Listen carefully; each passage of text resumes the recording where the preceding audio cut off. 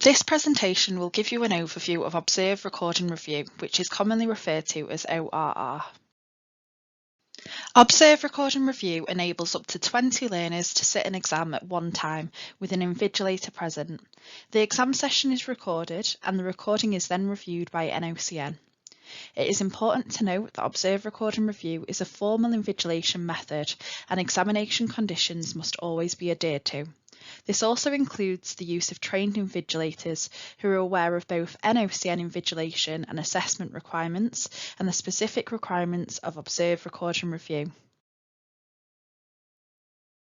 The role of the invigilator is to ensure that all examinations are conducted in accordance with NOCN requirements.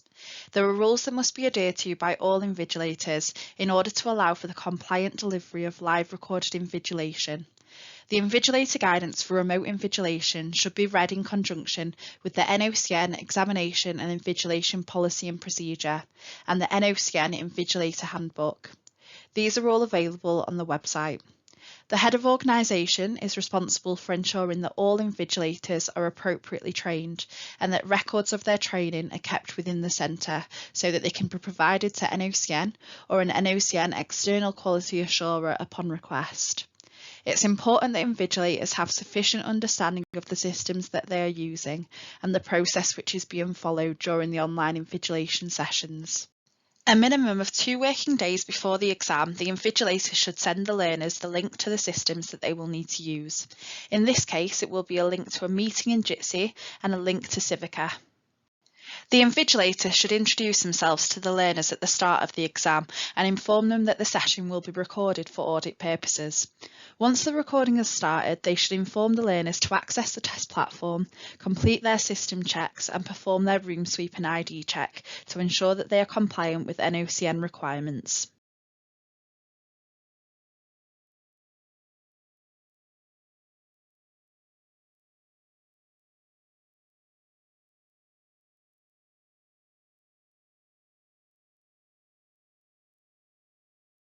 At the start of the exam, the invigilator needs to ensure that they start the recording in Jitsi and instruct the learners to commence the exam.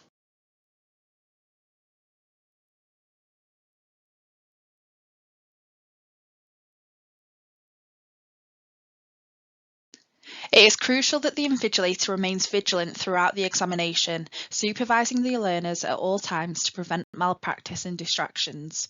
They should note down any anomalies whilst observing learners so that this can be reported to the quality assurance team.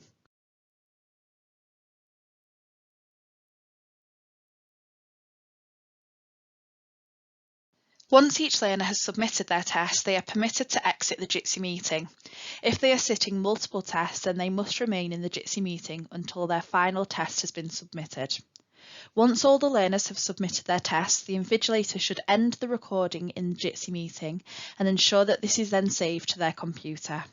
NOCN uses the video conferencing tool Jitsi to connect learners and the invigilator. The invigilator can see the learners as they sit their examinations, and the system allows the learners to access the dedicated test platform for online exams, Civica, so that learners can complete their tests. It is the responsibility of the invigilator to create the meeting in Jitsi and share the meeting link with the learners in advance of the test. Once the learners have joined the meeting room, the invigilator should inform that the learners enable their cameras and microphone, and they should inform them that the meeting is being recorded. I will now provide you with an overview of the online test platform that is used, Civica. First, I am going to talk to you about the assessment summary page on the Civica test platform. This summary page is visible on the homepage of the assessment platform for staff members who have been granted centre admin privileges. This summary provides an overview of the learners that have been registered in QuartzWeb, and it enables the staff member to perform various actions. Some of these actions are viewing dates of scheduled exams and the status of learners, viewing learner results, resetting learner passwords, reactivating disabled user accounts, and unlocking tests where applicable. These actions are discussed in greater detail further on in this video.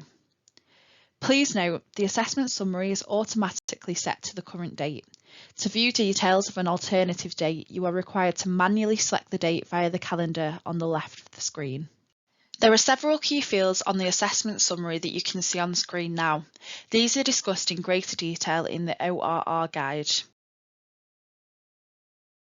To change a candidate's password, you will need to click on the cog icon that looks like this at the top of the screen. If the account has been disabled due to 3 login failed attempts, then this will allow you to also reactivate their login. The graph icon will appear for any candidates where the exam has been completed and the result is known. Clicking on this against the learner will open the learner's result as a PDF document. Please note that this icon will not be visible until the test has been reviewed by NOCN and the result has been released. The calendar will show green for any dates that have assessments scheduled. You can then hover over the date to show how many assessments are scheduled and then click into the date to view the learners that have examinations scheduled. You can then click today to return to the current date. In preparation for a learner taking a test, there is a requirement for the system requirements checks to be done in advance. This is done by clicking the Check System Requirements button on the learner login page. Please note that this check needs to be performed on the system that the test is being taken on, as this will determine whether the minimum system requirements are met. This must be done ahead of the examination date and time to ensure that any issues can be resolved prior to the test. This table lists all of the system requirements, however there are some other requirements to be considered and these are outlined in the ORR guide. Please note that the assessment platform does not support extended desktops and learners should therefore use the system with a single monitor attached. It is also important to note that only one camera is supported at any one time and devices with multiple webcams will therefore need to have only one webcam active during the examination. I am now going to talk you through unlocking tests. All tests must be unlocked to ensure that the learner is able to take them within the scheduled window. The invigilator will need to unlock the test by selecting the learner that they want to unlock the test for. They would do this by ticking the box next to their candidate number. They would then click the Unlock Selected button in the top right-hand side of the screen and click Yes to confirm. It's important that tests are only unlocked once the learner attendance has been confirmed via Jitsi and in the test window in line with the schedule submitted to NOCN at the time of the assessment being booked. All learners should be provided with their username and password as part of the exam preparation process. They should be instructed when to log in by the invigilator, and if multiple learners are sitting the examination at the same time, then they should all log on at the same time. They would log in via the following steps. First, they would enter their candidate username, which is their learner's NOCN ID number. They would enter their password, which is the candidate's 6-digit date of birth, and they would then click Login.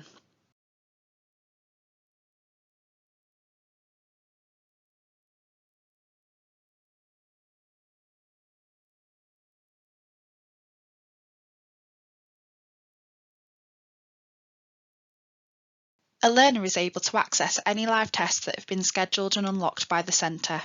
To do this, they need to tick the box to confirm who they are once they have logged in and click the Live Exams option.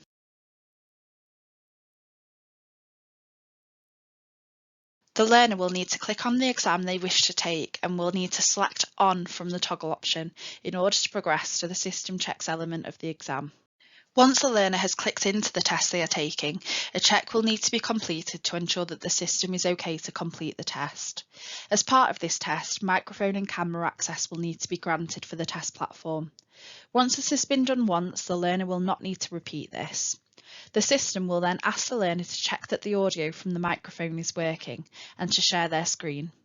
It is crucial that system checks are done in advance of the test so that any issues can be resolved ahead of the examination date and time. At the start of the exam, the system checks have to be performed and passed to allow the learner to progress to their ID check and room sweep. An ID image needs to be uploaded and a room sweep needs to be performed by each learner prior to them starting their exam. We accept any form of photographic ID such as driving licence, passport or work or college ID. It is important the ID is captured in full and that the image is clear. The learner must then capture a room sweep. This is a video capturing the entirety of the room that the learner is in, and this is performed to ensure that the exam conditions are being adhered to. The learner will need to slowly move the camera from the left-hand side of the room 360 degrees, coming back to the right-hand side of the room. They will also need to ensure that there is full visibility of the workstation included. Prior to completing the room sweep, the learner must ensure that the following conditions are being met. There should be no prohibited items within reach, such as a mobile phone or other electronic device. There should be no unauthorised learning aids available, such as revision material, and there should be background noise being kept to a minimum, and it should be free of music or TV noise. There must also be no unauthorised people in the examination room. An ID image needs to be uploaded and a room sweep needs to be performed by each learner prior to them starting their exam. We accept any form of photographic ID such as driving licence, passport or work or college ID. It's important that the ID is captured in full and that the image is clear. The learner must also disable their camera access in the Jitsi meeting when showing their ID in Civica. They must then enable their camera access in the Jitsi meeting afterwards. They must then capture a room sweep, which is a video that captures the entirety of the room that the learner is in, and this is performed to ensure that examination conditions are being adhered to. They must slowly move the camera from the left-hand side of the room 360 degrees, coming back to the right-hand side of the room. They must also ensure that there is full visibility of the workstation included in the room sweep. Prior to completing the room sweep, the learner must ensure that the following conditions are being met. There should be no prohibited items within reach, such as mobile phones or electronic devices. There must be no unauthorised learning aids, and there must be background noise being kept to a minimum, and there should be free of music and TV sound. There must also be no unauthorised people in the examination room. To start the exam, the learner must click Continue on the Authorise Exam page, read the test instructions and click Start Test. For the duration of the test, the audio, screen and camera are all being recorded. It's important the camera is facing the learner at all times to ensure that exam regulations are adhered to. The learner must be instructed not to leave their computer unless this has been agreed with the invigilator in exceptional circumstances. Where this is the case, the learner will not be permitted to go back within their examination to amend any responses for questions they have already answered. This should be explained to the learner and logged on the irregularities form. The following test features are visible to the learner throughout their test. 1 is the name of the knowledge test being taken. 2 is a timer counting down how long remains of the test. 3 is the previous and next buttons, allowing the learner to navigate between the questions. 4 is a flag button, which allows the learner to flag a question they may want to come back to. They would press the flag button once for the question to be flagged and press it a second time for the question to be unflagged. Number 5 is a live webcam image of the learner. 6 is the assessment information summary bar, which gives the learner the ability to see a summary of all of the questions. They would click this bar for it to expand and click it again for it to retract. And 7 is the progress bar, which highlights any questions that have been answered and underlines the question that the learner is currently on.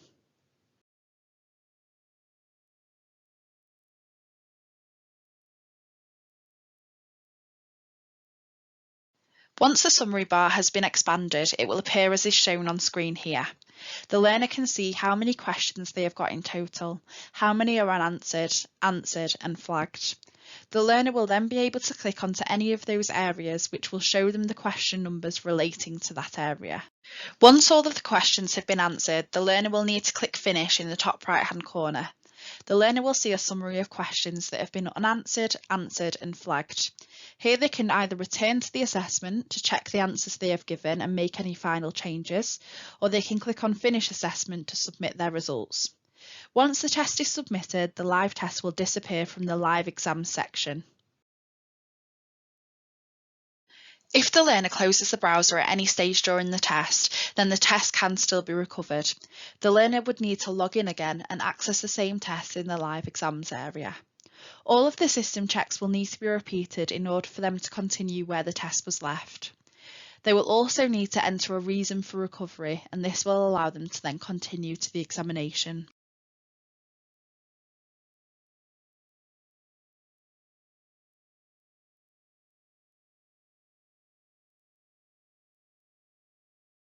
All recordings are subject to scrutiny.